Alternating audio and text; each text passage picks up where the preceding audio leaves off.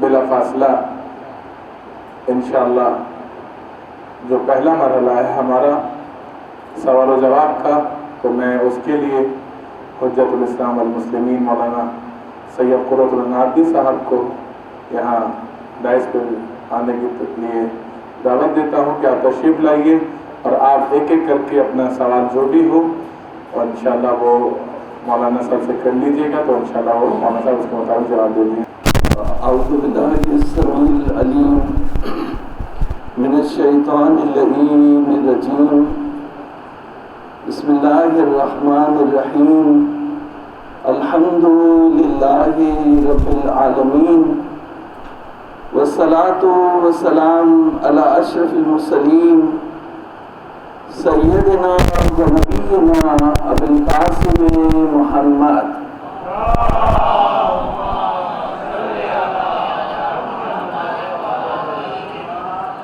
وعلى أهل بيته الطيبين الطاهرين واللعن الدائم على أعدائهم أجمعين، فقد قال الله تبارك وتعالى في محكم كتابه: واعتصموا بحبل الله جميعا ولا تفرقوا واذكروا نعمة الله عليكم إذ كنتم أعداء فألف بين قلوبكم فأصبحتم بنعمته إخوانا وكنتم على شفا حفرة من النار فأنقذكم منها كذلك يبين الله لكم آياته لعلكم تهتدون۔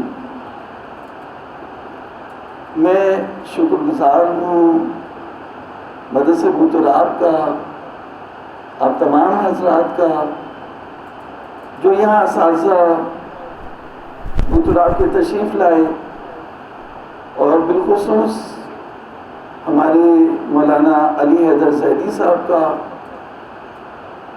ڈاکٹر مظفر صاحب کا، قاری صاحب کا، اور بوتراب کے ٹرسٹی جعفری صاحب کا، اور تمام لوگوں کا، آپ طالب علم اور سامعین کا شکر گزار ہوں کہ مجھے آپ نے یہ موقع دیا کہ میں قرآن کے حوالے سے بات کر سکوں۔ دیکھیے، میں نے قرآن مجید کی تفسیر آج سے نہیں شروع کی۔ قوم میں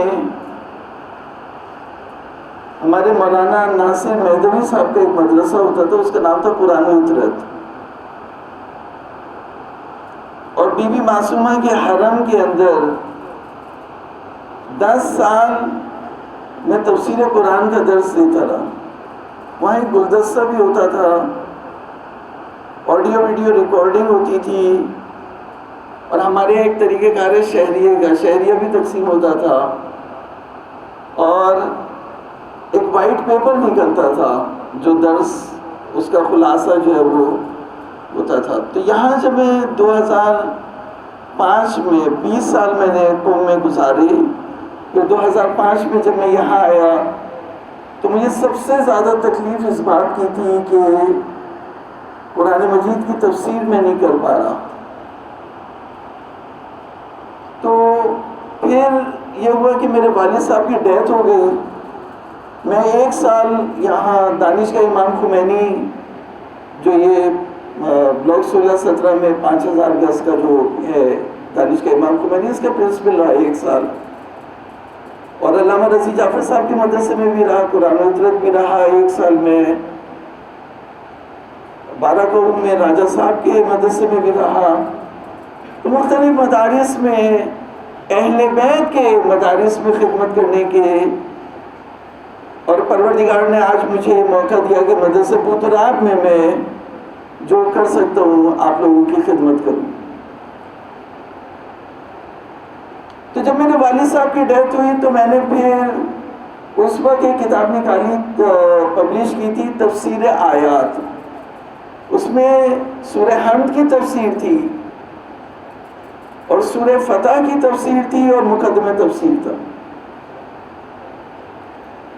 پھر اس کے بعد 4 سال کے بعد پھر میں نے اس بات کی کوشش کی کہ سورہ یاسین کی تفسیر کو مرتب کروں۔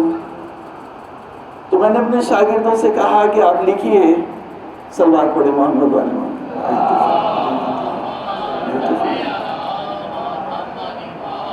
مولانا حسن صاحب. تو میں نے اس بات کی کوشش کی کہ تفسیر خشک موضوع تھا تو یاسین کے اوپر عشر مجالس میں نے مرتب کروایا، اسے چھپوایا. وہ مارکیٹ میں بھی یہ مارٹن روڈ والے جو ہیں ان کے پاس کافی سال تک رہا. پھر اس کے بعد پھر یہ سلسلہ منقطع ہوا تو پھر میں اس کو شروع کیا. تو کافی سال 4-5 سال میں تفسیر کرتا رہا اور ایک پوائنٹ آیا کہ میں نے تفسیر کو لکھنا شروع کر دیا. میرے پاس ٹیم ہے لیکن ایسی ٹیم نہیں ہے جو میں ان سے بالکل بہت تیزی کے ساتھ کام کروا لوں.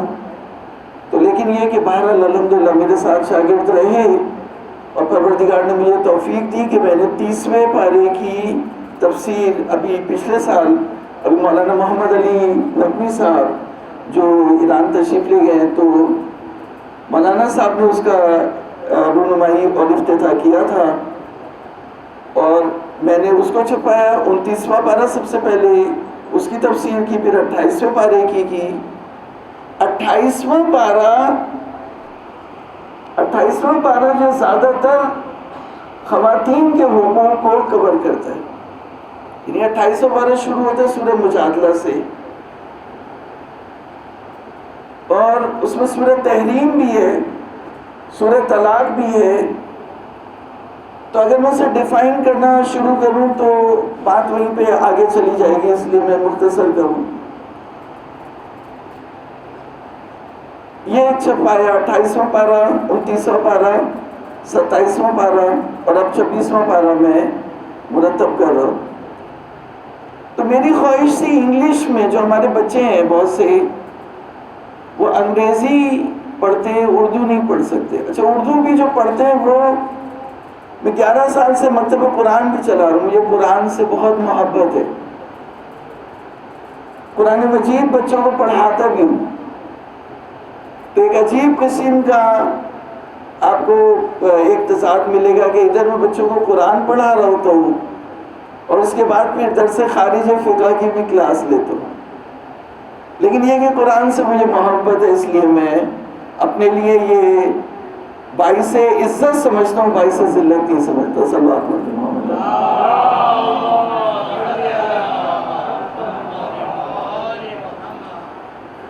دیکھیے میں سورہ حم سے شروع کرتا ہوں. سورہ حم میں اہدنا الصراط المستقیم تو پڑھتے تو بہت لوگ ہیں، مسلمان سب پڑھتے ہیں اہدنا الصراط المستقیم، لیکن دعا کس کی قبول ہوئی؟ اہدنا الصراط المستقیم جب امام حسین علیہ السلام کربلا میں آئے، حضرت عمر نے راستہ روکا تو عزت احترام کرتے تھے. نماز کا وقت ہو گیا تو امام حسین نے نماز پڑھائی اور وہ یزیدی لشکر کا کمانڈر تھا لیکن اس نے احترام کے باعث امام حسین کے پیچھے نماز پڑھی. تو یزیدی، اب یہ مجھے کہنا میرے لیے سخت ہے حضرت عمر کے لیے، یزیدی لشکر کا سردار امام حسین کے پیچھے نماز پڑھ رہا ہے اور نماز میں کہہ رہے اہدنا الصراط المستقیم، پروردگارہ مجھے میرے امام سے ملا دے. اور ان کی دعا قبول ہو گئی اور وہ حسینی ہو گئے. اہدنا الصراط المستقیم کیوں؟ قرآن مجید کے مفاہیم کو فیبریکیشن، ڈسٹورشن، تحریف مطالب میں اتنا زیادہ کیوں ہے؟ اہدنا الصراط المستقیم، صراط مستقیم کی خود سورہ حم نے تفسیر کی. صراط الذین انعمت علیہم، ان لوگوں کا راستہ جن پر تیری نعمت نازل ہو. غیر المغضوب علیہم ان لوگوں کا نہیں جن پر تیرا غضب نازل ہوا، ان لوگوں کا نہیں جو راستے سے بھٹک گئے۔ مسلمانوں میں صراط مستقیم کی تفسیر میں اختلاف ہوا، حالانکہ اختلاف کی جگہ نہیں تھی۔ توجہ کیجیے گا میری طرف، اختلاف کی کوئی اسپیس نہیں تھی، اس کے باوجود اختلاف کیا اور انہوں نے کہا کہ صراط مستقیم یعنی دین اسلام، صراط مستقیم یعنی کتاب۔ اب قرۃ العین عابدی آپ سے یہ کہہ رہے کہ صراط مستقیم کتاب نہیں ہے، صراط مستقیم دین نہیں ہے، صراط مستقیم انسان ہے۔ الذین،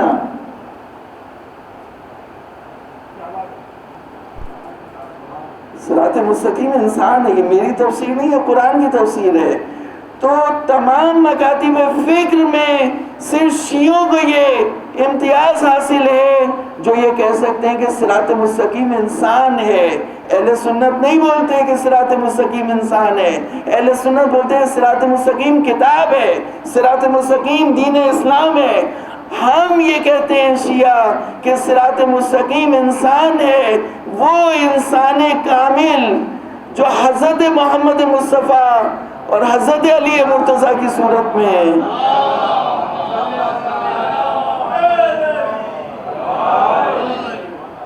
حضرت علی مرتضیٰ اور 12 اماموں کی صورت میں سامنے آئے۔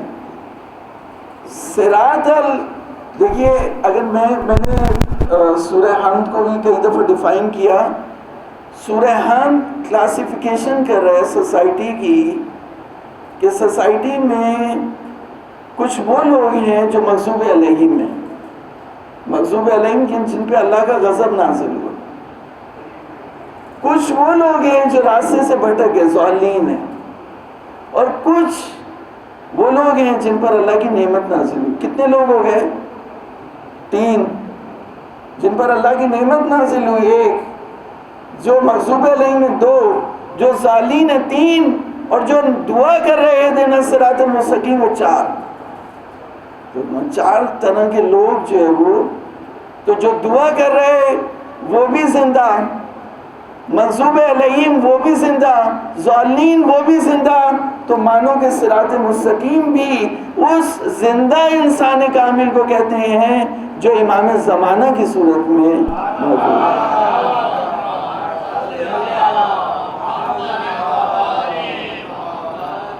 دیکھیے، اس طرح ہم قرآن مجید کے جو مفاہیم ہیں، قرآن مجید خود کہہ رہے ہیں انسان، وہ انسان کامل حضرت محمد مصطفیٰ، دین ان سے وابستہ ہے، وہ دین سے وابستہ نہیں ہے۔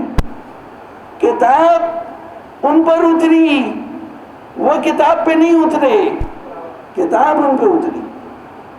تو اب جب صراط مستقیم وہ ہیں، محور وہ ہیں، تو جو کتاب ان پر اتری وہ بھی صراط مستقیم، جو دین وہ لے کر کے آئے وہ بھی صراط مستقیم، جو ان کے مقابلے پہ آ گیا وہ مغضوب علیہم، جو ان سے ہٹ گیا وہ ضالین، اور جو ان کے راستے پر آ گیا وہ ہدایت پر آ گیا۔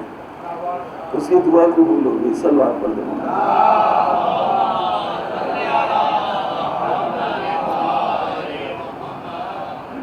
دیکھیے، ایک چیز میں اس طرح میں تفسیر تو جو آپ مجھے کہیں گے، جس سورہ کی کہیں گے 30ویں پارے کی، میں آپ کو کر دوں گا، لیکن کچھ چیزیں میں بتانا چاہتا ہوں کہ قرآن مجید کی آیات میں تشابہ ہے۔ یہ آپ پڑھنے کے لیے جو بھی چاہے وہ لے سکتا ہے، کوئی مسئلہ نہیں ہے۔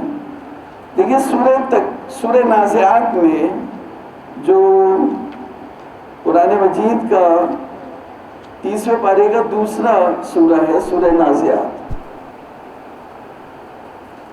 اس میں ایک لفظ آیا الآخرہ والاولی۔ یہ ماشاءاللہ ابھی کے اسٹوڈنٹ ہیں، سب جانتے ہیں۔ اولا کسے کہتے ہیں؟ پہلے کو۔ آخرہ کسے کہتے ہیں؟ دوسرے کو۔ آخرہ آخرت کو بھی دوسرے کو کہتے ہیں، دوسری زندگی ہے تو دوسرے کو، اولا پہلے کو بولتے ہیں اور آخرت دوسرے کو. تو نازعات میں بھی آیا اولا والآخرہ، اور یہی لفظ وہاں پر آیا جہاں پر یہ کہا فَأَخَذَهُ اللَّهُ نَكَالَ الْآخِرَةِ وَالْأُولَىٰ، فرعون کے بارے میں. فَأَخَذَهُ اللَّهُ نَكَال کہتے ہیں سزا کو، عذاب کو. فَأَخَذَهُ اللَّهُ نَكَالَ الْآخِرَةِ وَالْأُولَىٰ، تو یہاں پہ جو اولا اور آخرت ہے اس کا دوسرا معنی ہے، اور یہاں پہ جو اولا اور آخرت ہے اس کا دوسرا معنی.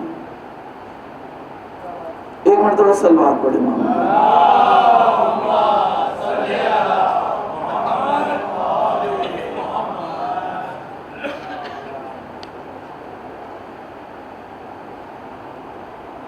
یہاں پر 79 میں فرعون کو ڈسکس کیا،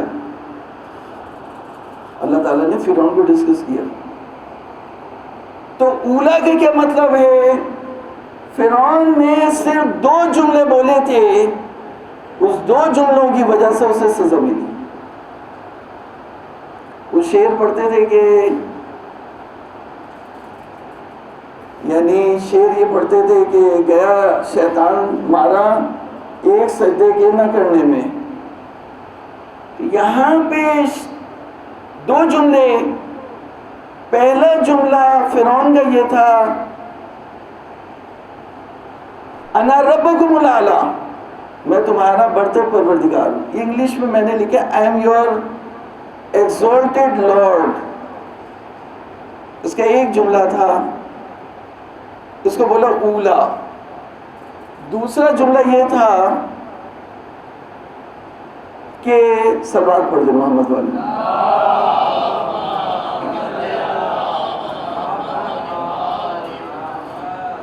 میں مولانا صاحب ہیں شیخ سید علی صاحب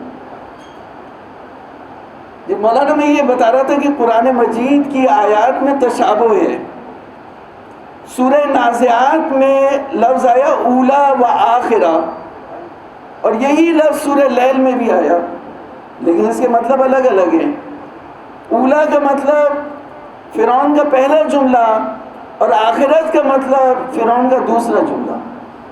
پہلا جملہ یہ تھا انا ربکم الاعلی، میں تمہارا برتر پروردگار ہوں، اور دوسرا جملہ تھا کہ ما وجدت لکم من الہ غیری، میں تمہارے لیے اپنے سوا کوئی دوسرا خدا نہیں پاتا، نہیں دیکھتا. ما وجدت لکم من الہ غیری، یہاں پر میں نے لکھا ہے I don't find any other God for you except me.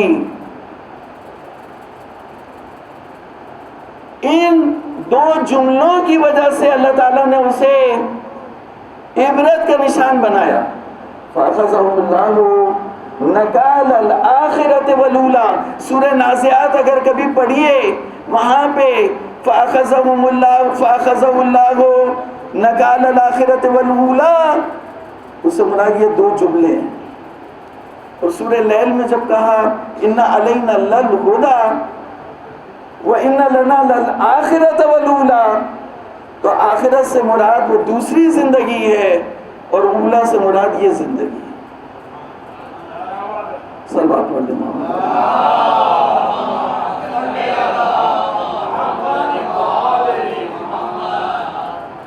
یہ تشابہ ہے قرآن مجید کی آیات میں، اور جب تک یہ تشابہ کو ہم نہیں سمجھ سکتے، جتنا بھی ہم قرآن کے ایکسپرٹ بن جائیں، پروفیسر بن جائیں، لیکچرر بن جائیں، جمع اقوال کریں، تو نہیں بن سکتے. اس کے معنی بتا سکتے ہیں تو وہی بتا سکتے ہیں جو قرآن کے حقیقی مفسر ہیں، یعنی اہل بیت علیہ السلام.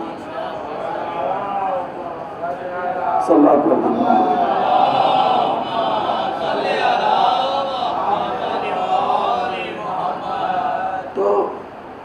میں نے اس لیے تفسیریں لمبی لمبی لکھی جاتی تھی، میں نے کہا میں لمبی تفسیر نہیں لکھوں گا، لوگوں کے پاس ٹائم نہیں ہے.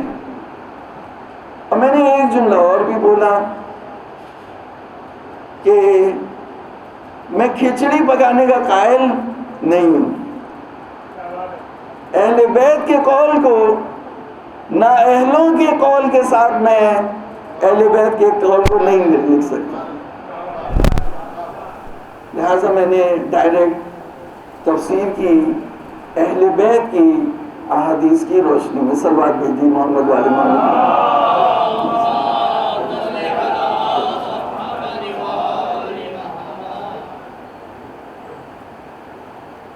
تو دیکھیے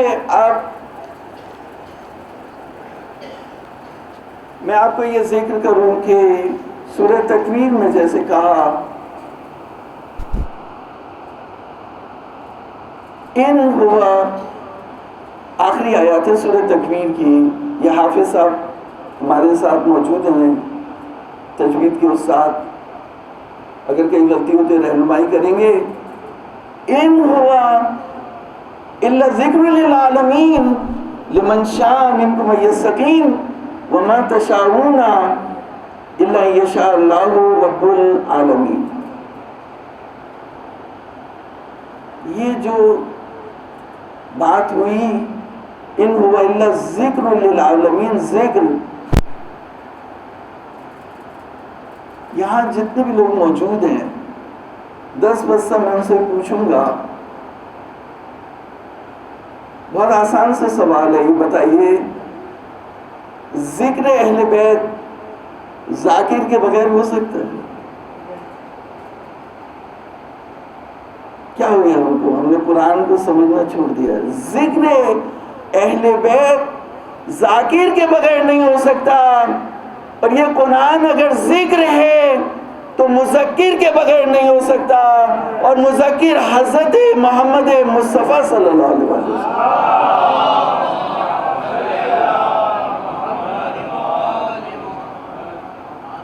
ان هو الا ذکر للعالمین، ذکر محمد ہے. یہ کتاب محمد کے وجود سے نکلی ہے، آئی ہے محمد کے وجود کے اندر، اور پھر یہاں سے جو ہے وہ باہر آئی. تو دیکھیے وہاں پہ کہا کہ فَأَيْنَ تَذْهَبُونَ، یہ شمیم صاحب میں توجہ کا طالب ہوں. اَيْنَ تَذْهَبُونَ کا کیا مطلب ہے؟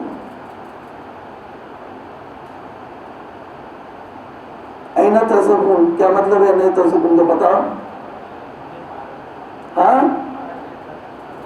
اَيْنَ تَذْهَبُونَ کا مطلب کسے پتہ ہے؟ جی ماشاءاللہ اساتذہ بھی موجود ہیں، ان سے میں پوچھنے کی جسارت نہیں کروں گا. جو اَيْنَ تَذْهَبُونَ، کہاں جا رہے ہو، کہاں بھاگے جا رہے ہو؟ اَيْنَ تَذْهَبُونَ، کہاں بھاگے جا رہے ہو؟ کس سے بھاگ رہے ہو؟ کتاب سے کوئی بھاگ سکتا ہے؟ تم بھاگ رہے ہو، کتاب سے نہیں بھاگ رہے، تم محمد سے بھاگ رہے ہو. اَيْنَ تَذْهَبُونَ، تم محمد سے بھاگ کے کتاب کے انٹلیکچل نہیں بن سکتے. اَيْنَ تَذْهَبُونَ ان هو الا ذکر للعالمین. ایک صاحب تفسیر کر رہے تھے قرآن مجید کی، تو انہوں نے کہا عالمین سے مراد جو ہے بہت سارے عالم ہیں. میں یہاں پہ آپ کو ہدیہ کروں گا کہ نہیں ہے وہ کون محمد کے بارے میں بات ہے، حضرت محمد ہمارے حبیب. وما هو للغیب بضنین وما هو بقول شیطان رجیم فإن تذهبون ان هو الا ذکر للعالمین. عالمین کے لیے ہمارے محمد ذکر ہے.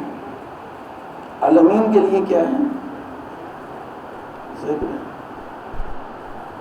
سورہ یاسین میں بھی حضرت محمد مصطفیٰ کو ذکر کہا. میرے پاس وقت نہیں، میں آپ کو اس کو بھی تو میں صرف اشارہ کیا. جب یہ کہا کہ عالمین کے لیے ذکر ہے، لمن شاء منکم یستقیم، تو کہا سارے عالمین کے لیے ذکر نہیں ہے، بلکہ عالمین میں سے جو سیدھا ہونا چاہے۔ تو اس کا مطلب عالمین سے کیا مراد ہے؟ عالمین سے کیا مراد ہے؟ انسان۔ عالمین سے انسان مراد ہے۔ وہ انسان ہمارے محمد ریمائنڈر ہیں، ذکر ہیں عالمین کے لیے، نہیں سارے عالمین کے لیے نہیں، لمن شاء منکم یستقیم، جو ان میں سے سیدھا ہونا چاہے۔ پھر اس کے بعد خطاب ہوتے کس سے؟ جس کے بارے میں بات ہو رہی ہے اسی سے خطاب، وما تشاءون الا ان یشاء اللہ رب العالمین۔ تو بھائیوں نے یہ سمجھا کہ وما تشاءون کے مخاطب ہم ہیں، نہیں، وما تشاءون کے مخاطب محمد اور آل محمد ہیں۔ سب بات کرتے ہیں۔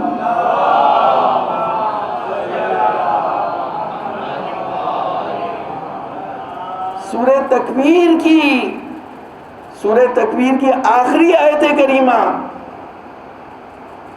جسے نظریہ جبر کے اوپر ہم کرتے ہیں اور اس سے غلط نتیجے نکالتے ہیں، اس سے مراد محمد اور آل محمد، صلوات بھیج محمد۔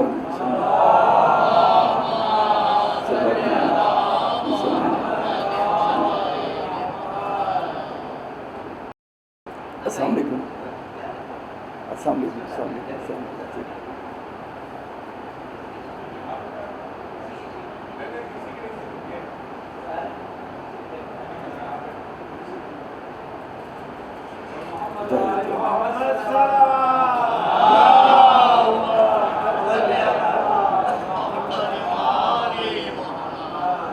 علامہ صاحب آپ کی اجازت سے میں سورہ تکویر کی آخری آیات کی تھوڑی سی وضاحت کر رہا تھا کہ جو کہا ان هو الا ذکر للعالمین، تو ذکر ذاکر کے بغیر نہیں ہو سکتا، اور قرآن کا ذکر مذکر کے بغیر نہیں ہو سکتا، اور مذکر وجود مبارک حضرت محمد مصطفیٰ صلی اللہ علیہ وسلم۔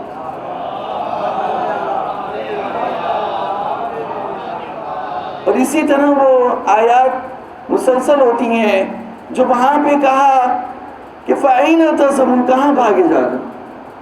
تو کتاب سے تھوڑی بھاگ رہے تھے، وہ محمد سے بھاگ رہے تھے۔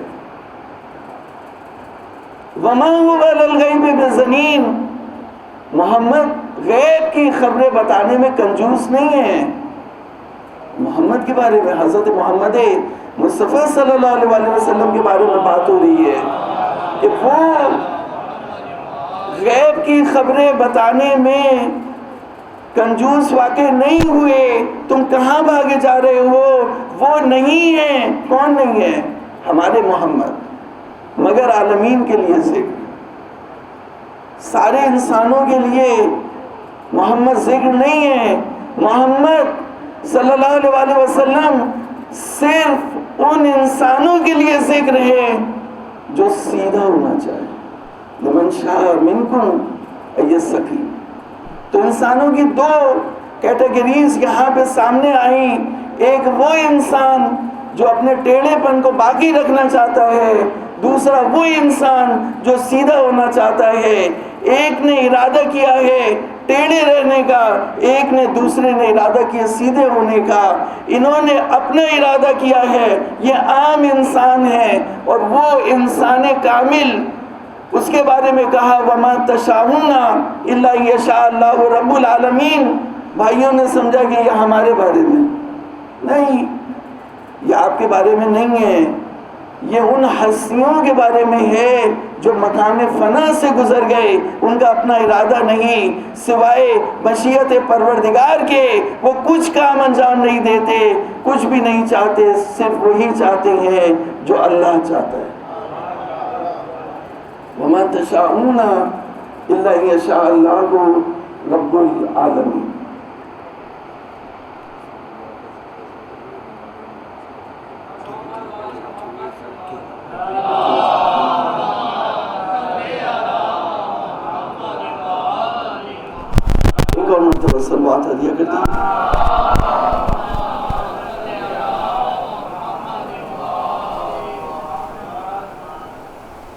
میرا جو مطمع نظر ہے وہ یہ ہے کہ اہل بیت سے ہٹ کے آپ جتنا بھی قرآن پڑھ لیں وہ گمراہی اور انحراف کے علاوہ کچھ نہیں ہوگا۔ اگر آپ کو ہدایت چاہیے تو اہل بیت، اگر قرآن چاہیے تو اہل بیت، صراط مستقیم چاہیے تو اہل بیت۔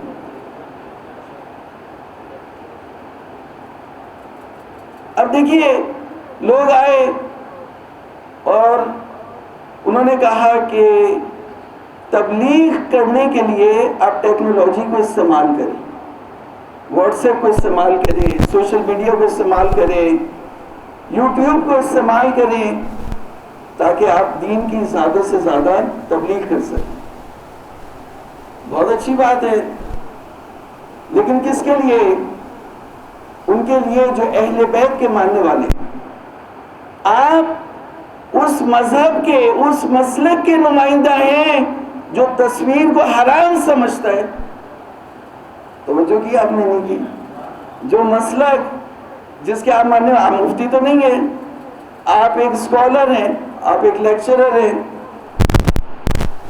آپ ایک دانشور ہیں، اور آپ کہہ رہے ہیں کہ ٹیکنالوجی کو استعمال کرو، تصویر کو استعمال کرو، اور آپ کا مذہب یہ کہتے ہیں کہ تصویر حرام ہے، فوٹوگرافی حرام ہے، ویڈیو حرام ہے۔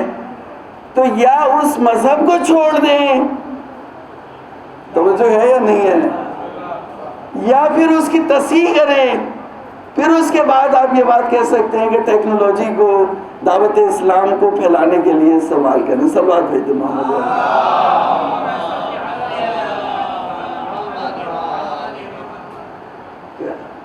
دوسری بات جو میں یہ کہنا چاہتا تھا کہ یہاں کی گئی، کئی بہت سے لوگ یہ کہتے ہیں کہ وَاعْتَصِمُوا بِحَبْلِ اللَّهِ جَمِيعًا وَلَا تَفَرَّقُوا کی آیت پڑھتے ہیں کہ فرقہ واریت نہ کرو، شیعہ سنی نہیں کرو، ہم مسلمان ہیں۔ قرآن مجید نے کہا، تمہارا نام رکھا مسلم، حنیف مسلمہ، مسلم، تو تم مسلمان ہو، تم شیعہ نہیں ہو، تم سنی نہیں ہو، تم دیوبندی نہیں ہو، تم اہل حدیث نہیں ہو۔ تو باتیں تو بہت اچھی لگتی ہے، لیکن اگر آپ گہرائی میں جائیں، اسی آیت کریمہ کی سورہ آل عمران 103، آل عمران تیسرا سورہ قرآن مجید کا، اور اس کی آیت 103، وَاعْتَصِمُوا بِحَبْلِ اللَّهِ جَمِيعًا وَلَا تَفَرَّقُوا، ایک حدیث اس میں نقل کی تفسیر طبری نے۔ اس حدیث کا نشان ہے، حدیث نمبر ہے 7571، اور میں خلاصہ کر رہا ہوں علامہ صاحب کی مصروفیات کے پیش نظر، کہ انس بن مالک حضور صلی اللہ علیہ وسلم سے نقل کرتے ہیں کہ حضور نے فرمایا کہ بنی اسرائیل 71 فرقوں میں تقسیم ہوئی تھی، اور میری امت 72 فرقوں میں تقسیم ہوگی، سارے کے سارے دوزخ میں جائیں گے سوائے ایک کے۔ تو آپ کہہ رہے ہیں نا کہ حبل اللہ، اللہ کی رسی کو پکڑو اور فرقے واریت نہ کرو۔ اور اللہ کی رسی سے کیا مراد لے رہے ہیں آپ؟ اللہ کی کتاب اور حدیث کی کتاب۔ تو حدیث کی کتاب کس سے مرتب کی؟ انسانوں نے۔ تو رسی اللہ کی ہو اور بنا رہے ہو اسے انسان، تو وہ انسانوں کی رسی ہو سکتی ہے، اللہ کی رسی نہیں ہو سکتی۔ انسانوں کی رسی ہو سکتی ہے، اس لیے انسانوں کی رسی کو انسان پکڑے ہوئے ہیں، اور 72 فرقوں میں ہوئے ہوئے، بٹے ہوئے، اور کبھی بھی ایک نہیں ہوں گے۔ اس لیے یہ آیت کو پورا آپ نے نہیں سمجھا، پورا نہیں پڑھا، پورا اپلائی نہیں کیا، کیونکہ صرف یہ نہیں ہے کہ تم سب مل کے اللہ کی رسی کو مضبوطی سے پکڑو۔ تو میں اس مدرسہ بوتراب اور عالی جناب علامہ رضی جعفر صاحب استاد العلماء ان کی موجودگی میں یہ سوال پوچھنا چاہتا ہوں کہ جب آپ نے کہا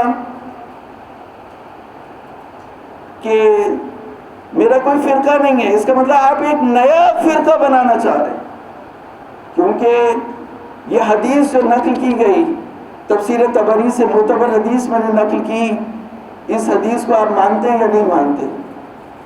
تو اگر مانتے ہیں تو پھر بتائیں وہ ایک فرقہ جو دوزخ میں ہے، دوزخ کی آگ میں نہیں جائے گا، وہ کون سا فرقہ ہے؟ وہ فرقہ آپ کو بتانا ہوگا، پوائنٹ آؤٹ کرنا ہوگا، وہ کون سا فرقہ ہے؟ اس حدیث کو آپ مانتے ہیں یا نہیں مانتے؟ تو دوستو اس طرح سے یہ ایک ٹاپک تھا، اور اس کے علاوہ بھی بہت سی چیزیں ہیں جو مجھے چبھی کہ قرآن کے نام پر قرآن مجید سے لوگوں کو ڈائیورٹ کیا جا رہا ہے۔ تو اس لیے بیڑا اٹھایا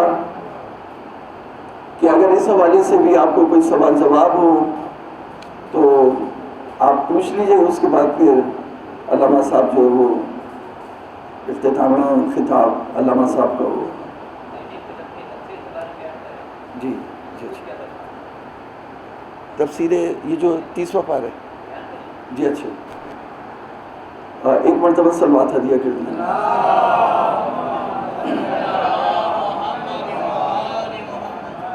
دیکھیں، ایک تو مدرسہ بوتراب کے جو طالب علم ہیں اور ان کے طالب علموں کے لیے میں کہوں گا، اور جو ہمارے اساتذہ یہاں موجود ہیں ان کے لیے نہیں کہوں گا۔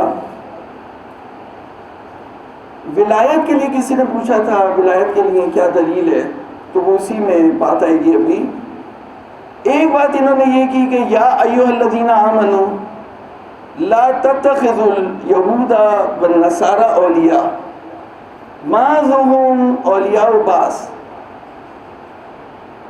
یہ سورہ مائدہ کی آیت نمبر 51 ہے۔ اے ایمان لانے والوں، یہودیوں اور نصرانیوں کو، کرسچن اینڈ جوز، ان کو اپنا دوست نہ بناؤ۔ اب اہل سنت نے کہا کہ ان کو اپنا دوست نہ بناؤ، اور سوال پوچھنے والے نے ڈاکٹر ذاکر نائک سے اس سے آگے کا سوال کر دیا، تو انہوں نے بہرحال جواب یہ دیا کہ دوست کئی طرح کے ہوتے ہیں۔ ایک وہ دوست ہوتا ہے جو تمہاری حفاظت کرتا ہے، ایک وہ دوست ہوتا ہے جو تمہاری حفاظت کرتا ہے، اور ایک عام دوست ہوتا ہے۔ تو تم وہ دوست بناؤ جو تمہاری حفاظت کرے، اور وہ دوست نہ بناؤ جو عام دوست ہے۔ تو میں پہلے تو یہ کہنا چاہوں گا کہ دوست اگر دوست کی حفاظت نہ کرے تو وہ دوست ہی نہیں ہے۔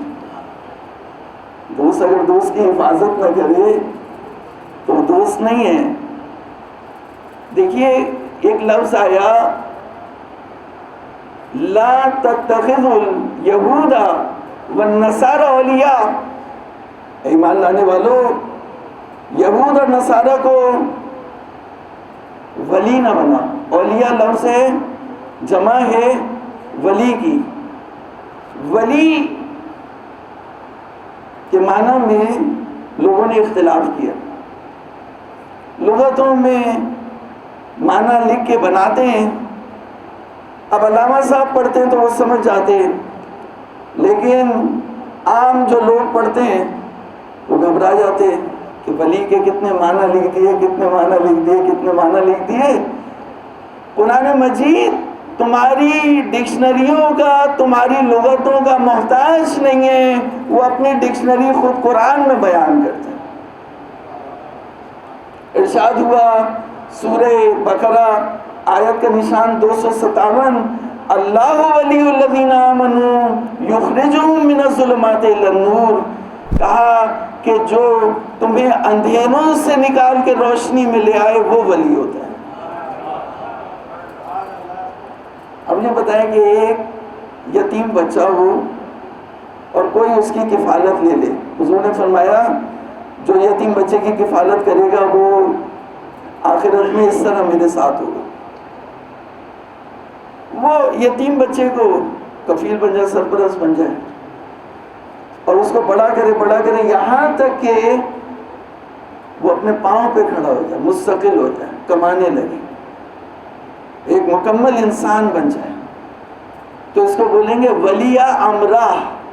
اس نے, اس سرپرست نے, اس ولی نے اس کے امر کو سنبھال لیا. ولی دوست کو نہیں بولتے, اللہ ولی ہے, یعنی اللہ سرپرست ہے. سرپرست کیا کرتا ہے؟ جہالتوں سے, کفر کے اندھیروں سے, پسیوں سے نکال کر علم و ایمان کی روشنی میں لے کے آتا ہے. تو جو اندھیروں سے اور پسیوں سے نکال کر بلندیوں میں علم و ایمان کی روشنیوں میں لے کر کے آئے, اسے ولی کہتے ہیں. تو قرآن مجید نے جب کہا کہ یہود و نصارہ کو اپنا ولی نہ بناؤ, یعنی اپنا سرپرست نہ بناؤ, اپنا سرپرست نہ بناؤ, یہ نہیں کہا کہ انہیں اپنا دوست نہ بناؤ. جیسا کہ خود انہوں نے بھی اس بات کو مانا کہ اگر ہم یہود و نصارہ سے دوستی نہیں رکھیں گے تو انہیں دعوت اسلام کیسے دے سکتے. تو اگر ایک انسان پریکٹیکل ہے, سر نے بولا اس کا اسلوب بیان کریں. جی اس کا اسلوب بیان کریں سر. اچھا ٹھیک ہے.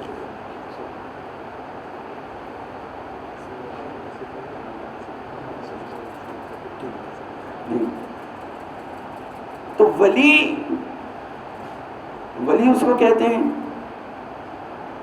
جو خود قرآن نے کہا اللہ ولی, پھر محمد مصطفیٰ کو ولی.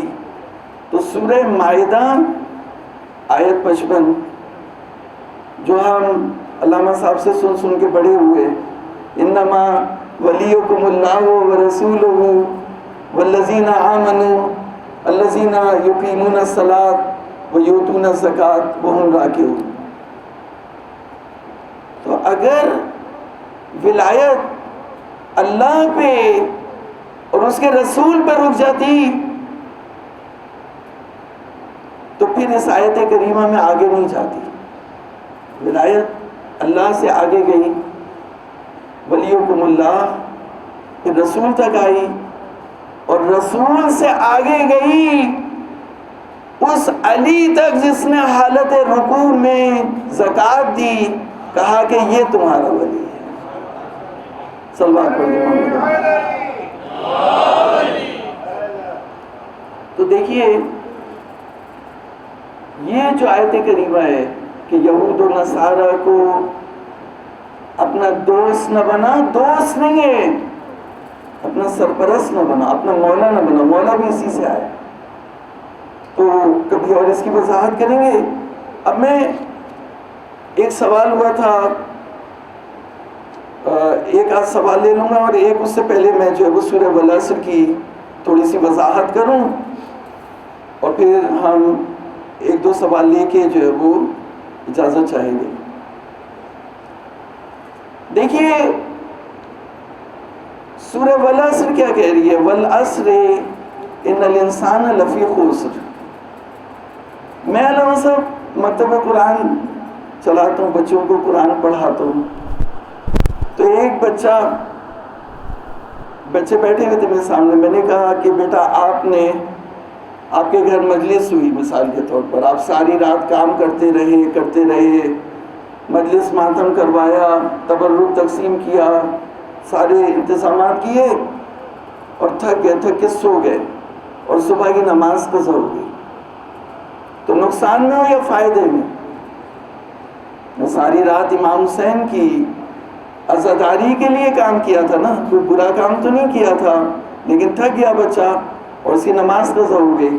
تو اب کیا کرنا چاہیے؟ تو میں نے کہا اس سے کہ تمہیں یہ کہہ کے سونا چاہیے تھا اپنی والدہ کو کہ آپ مجھے نماز کے لیے اٹھا دیجیے. والدہ نماز کے لیے اٹھائیں گی تو نماز قضا نہیں ہوگی. تو ایک ایسا سسٹم بنانا جہاں اگر ایک انسان غلطی کرے تو اس کے دوست، اس کے بزرگ، اس کے پڑوسی، اس کے بڑے، اس کے چھوٹے اسے کہیں تم غلط ہو. تواصوا بالحق وتواصوا بالصبر.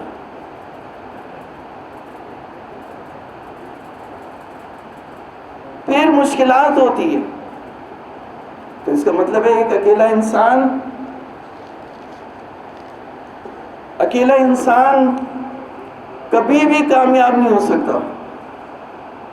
اس کو جب تک کہ ایک ایسی سوسائٹی، ایک ایسا معاشرہ نہیں ہوگا جو اس کو صحیح حق راستے پر رکھے اور جب مشکلات ہو اس کو ہمت دلائے، تب تک وہ معاشرہ، وہ انسان خسارے سے باہر نہیں نکل سکتا.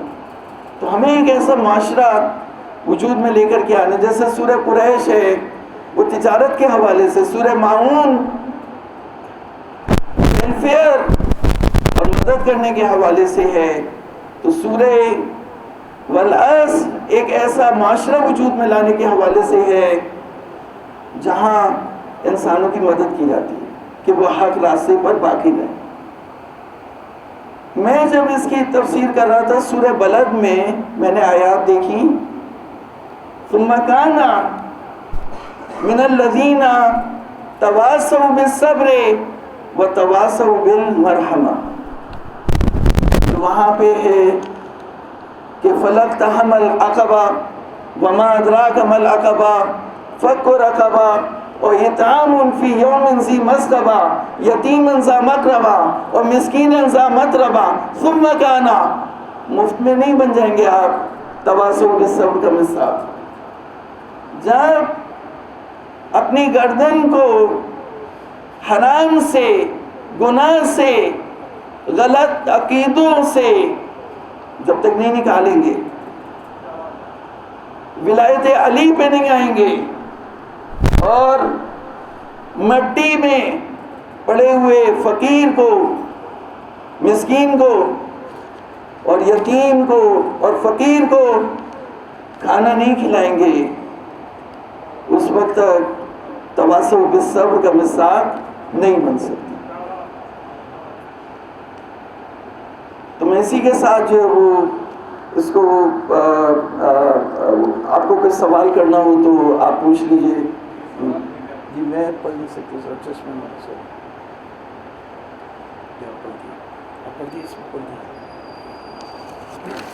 یہ ایک سوال آیا ہے کہ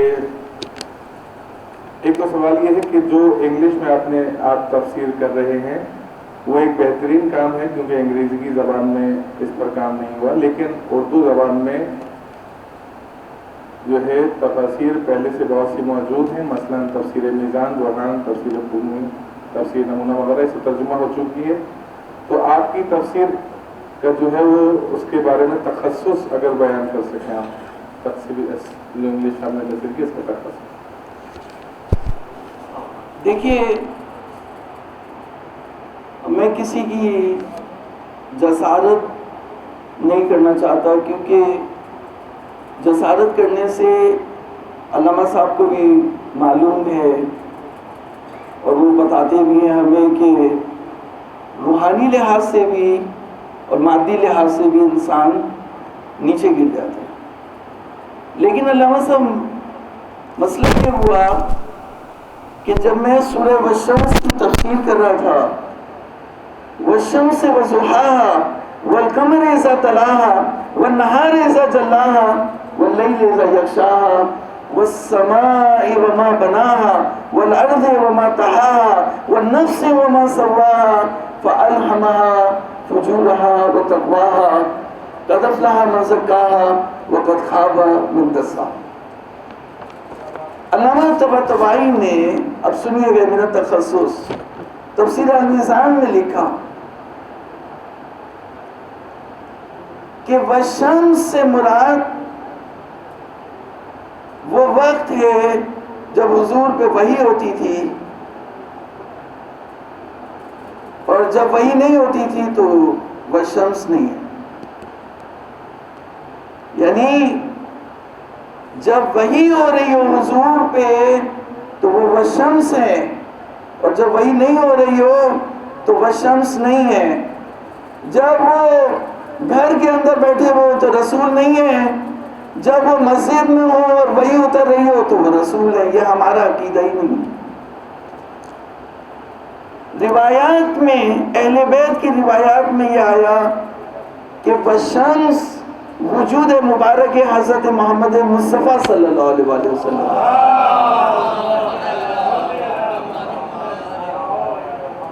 چاہے وہی ہو رہی ہو یا وہی نہیں ہو رہی ہو، اس سے کیا فرق پڑتا ہے؟ حضور شمس ہے۔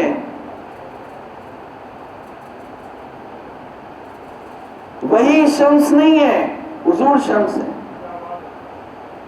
تو اب میں مولا کے قول کو لوں یا علامہ طباطبائی کے قول کو لوں؟ علامہ طباطبائی نے، ابھی آپ کہیں تو میں آپ کو پوری لسٹ پوری وہ کر دوں۔ علامہ طباطبائی نے تفسیر بینہ میں یہ کہا، فرمایا کہ حضرت محمد مصطفیٰ بینہ ہے۔ میں جتنا پڑھ چکا ہوں مجھے یہ پتہ چل گیا کہ حضور بینہ نہیں ہے، بینہ لے کر آئے۔ حضور دلیل نہیں ہے، دلیل لے کر کے آئے۔ تو حضور کو بینہ کہنا حضور کی توہین ہے۔ تو ہماری تفاسیر میں بہت سے حکم ہیں، بہت سے مسائل ہیں، اور ہمارے مولا نے فرمایا کہ قرآن وہ گہرائیاں ہیں جو کبھی ختم نہیں ہوتی۔ تو میں اس میں اپنے مقدار میں جتنا نکال سکتا ہوں میں نے اس میں نکالا ہے، اور جو چیزیں ان کو صحیح کیا ہے اللہ تعالیٰ اس کو قبول فرمائے۔ جی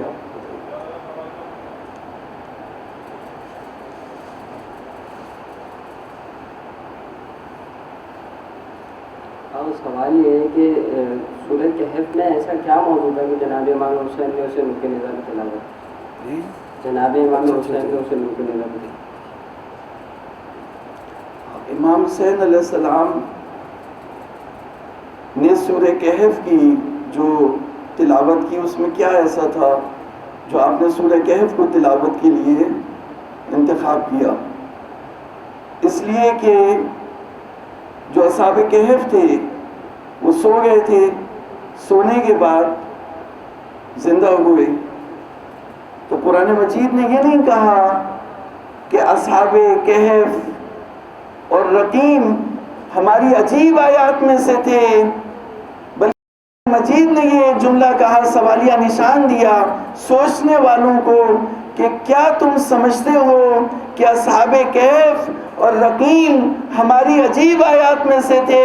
نہیں، بلکہ آپ کا سر تن سے جدا ہو جائے اور اس کے بعد قرآن کی تلاوت کرے، یہ اللہ کی عجیب آیات میں سے۔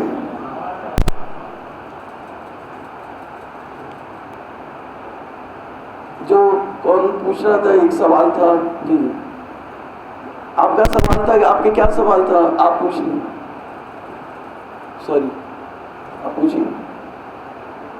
جی شمیم بھائی آپ کا سوال تھا؟ اچھا اچھا ٹھیک ہے، آئیے۔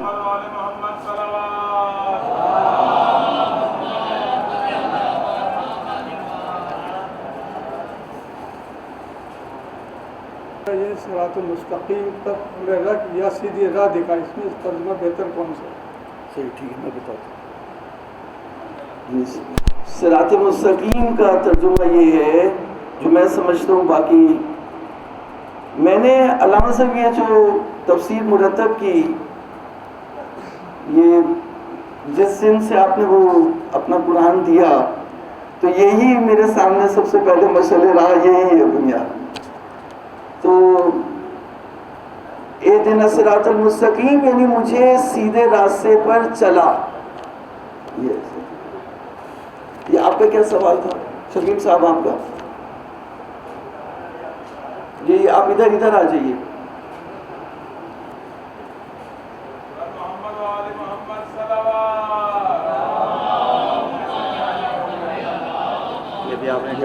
یہ یزید کو جو آج کل کہا جا رہا ہے کہ اس کے اوپر رحمت ہو، یہ ہو، اس کے بارے میں ذرا تھوڑا سا.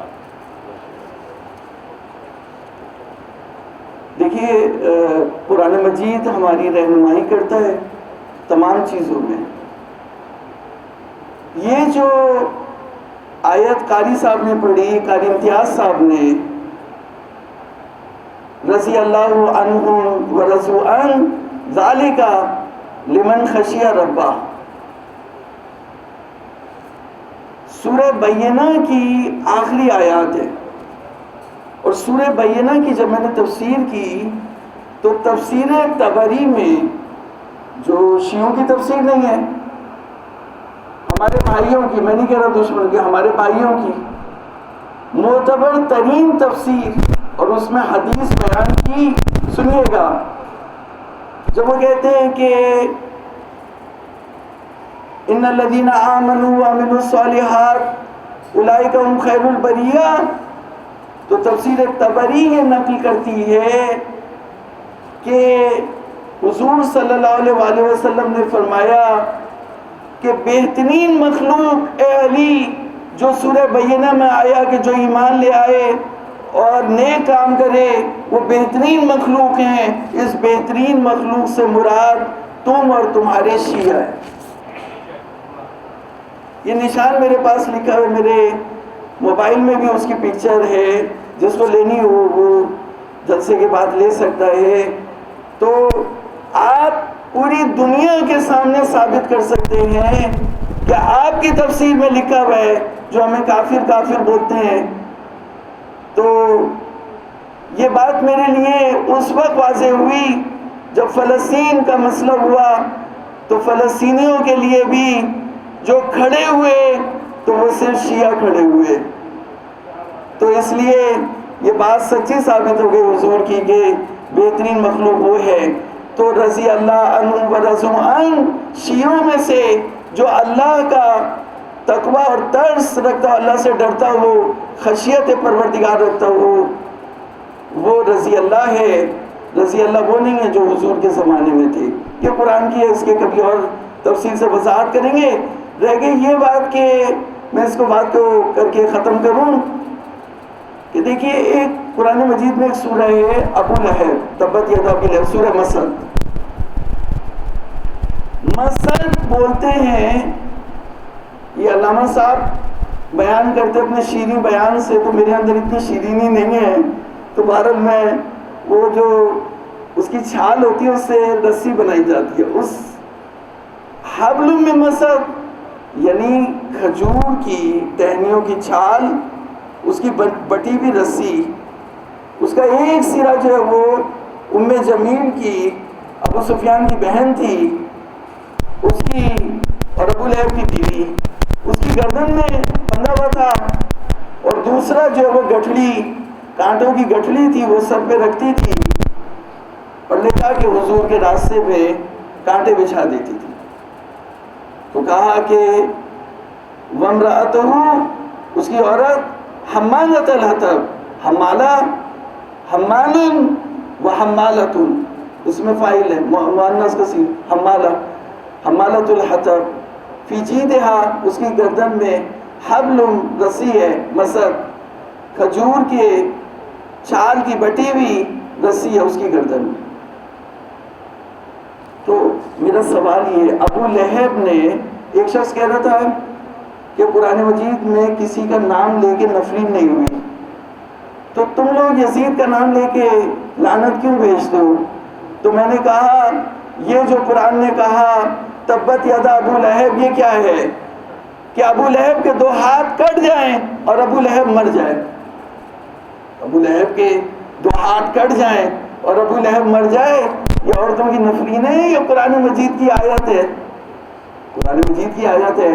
تو جب قرآن ابو لہب کو نفرین کر سکتا ہے تو پھر ہم یزید کو بھی نفرین کر سکتے ہیں. اس لیے کہ ابو لہب نے اتنی تکلیف نہیں دی حضور کو جتنی یزید نے حضور کو تکلیف دی. اب جو میں بات کانٹے کی کہہ کے زحمت تمام کروں گا وہ یہ ہے، قرآن مجید نے سورہ مسد میں پیشن گوئی کی کہ ابو لہب دوزخ میں جلے گا، حالانکہ ابو لہب زندہ تھا، ایمان لا سکتا تھا، لیکن قرآن نے کہا کہ دوزخ میں جلے گا۔ جیسے قرآن مجید نے سورہ تحریم میں کہا ان تتوبا الی اللہ فقد صغت قلوبکما، نبی کی 2 بیویوں کی توبہ قبول نہیں ہوگی، تو جب توبہ قبول نہیں ہوگی تو ان کے لیے مغفرت کی دعا کرنا صحیح نہیں ہے۔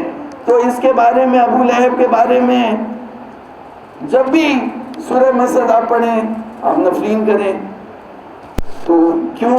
اس لیے کہ قرآن نے پیشن گوئی کی کہ یہ مغفور نہیں ہے، رحمت اللہ نہیں ہے۔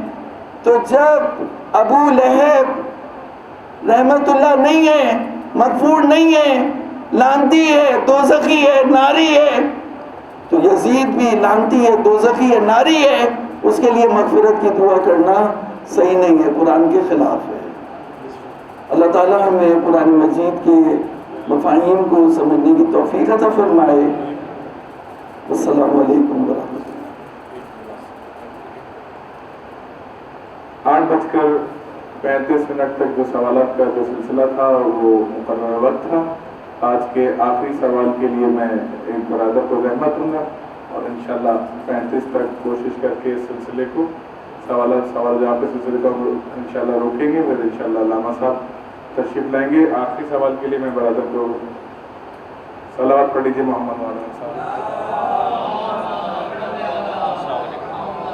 اچھا، جیسے کہ آپ نے جیسے کہ آپ نے فرمایا کہ ہمیں جو ہے وہ مطلب اہل بیت اور رسول خدا جو ہے ایک پیغام کا ذریعہ ہیں اور صراط مستقیم ہیں، تو اگر تو یہ شخصیات ہمارے یہاں جو ہے وہ ایک صراط مستقیم ہیں، تو ہمیں کتاب کی شکل میں اس پیغام کی کیا مطلب اسلام کو اس کتاب کی شکل میں بھیجنے کی کیا ضرورت تھی؟ اگر تو ان شخصیات کے ذریعے بھی تو ہو سکتا تھا نا وہ کام۔ بہت اچھا سوال ہے کہ اگر صراط المستقیم صرف یہ شخصیات ہیں تو کتاب کو بھیجنے کی ضرورت کیا تھی؟ دیکھیے قرآن مجید کو اگر آپ دیکھیں گے، اللہ تعالیٰ نے انسانوں کو جوڑوں میں پیدا کیا، خلقناکم ازواجا، ہدایت نور کے ساتھ ہے، کتاب اطرت کے ساتھ ہے، ہدایت موعظے کے ساتھ ہے، ہدایت نور کے ساتھ ہے، تعلیم تزکیے کے ساتھ ہے، کتاب کی بھی تعلیم حکمت کی تعلیم کے ساتھ ہے۔ تو کتاب ضروری ہے، نہ خالی کتاب کافی ہے اور نہ خالی شخصیات۔ یہ جو کتاب ہے یہ ان سے الگ نہیں ہو سکتی۔ جب یہ آیت کریمہ آئی فَإِنَّ تَذَبُونَ إِنْ هُوَ إِلَّا ذِكْرٌ لِلْعَالَمِينَ، تو قرآن مجید مرتب نہیں ہوا تھا۔ جو حضور نے آیتیں بتائی تھی وہ سینوں میں، تو کتاب ہستیوں کے ساتھ 12 امام یہ وارث ہیں کتاب کے، یہ معلم ہیں کتاب کے، تو کتاب معلم ہے کتاب کے ساتھ، اور نہ کتاب معلم سے الگ ہو سکتی ہے، نہ معلم کتاب سے الگ ہو سکتی ہے۔